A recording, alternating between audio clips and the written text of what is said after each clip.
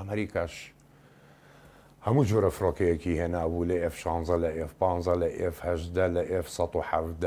لە F-111 ستارفایتەر لە بڵێن ئەیدا ثەندەربۆڵت لە فڕۆکەی تۆرنادۆ کە هەر عینی 4 وڵات دروستیە کرد ئەڵمانیا، ئیتالیا، فەڕەنسا، بەریتانیا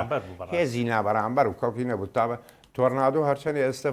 فڕۆکەیەکی کۆنە و عێراقیش خستی خوارەوە لە 91 تۆرنادۆی بەریتانی خستە خوارەوە بەڵام تۆرنادۆ پێوترێ مەلیکەتە الطيران المنخفض ومدمرة الدفاعات الأرضية شای هەموو فڕۆکەکانە کە لە نزمی ئەفڕێ و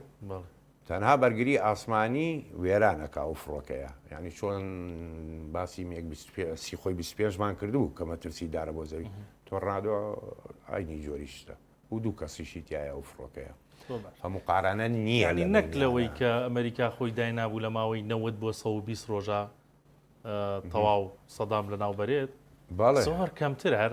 بەرگەی نەگرت هەر زۆر خەیاڵی بوو چونکە هێزەکانی ئەسانە دەرەوە بوو زانیت هەموو شیشەکی دانا نەزار خەزرەجی ئەو کاتە لە دەرەوەی وڵات بوو وابزانم لە سوید بوو کە ئەمریکا هێنایەوە بۆ کۆیت پەیوەندی بە جەنەڕاکان بکە شەڕ مەکەن و بە سەرباز بڵێن بڕۆنە ماڵەوە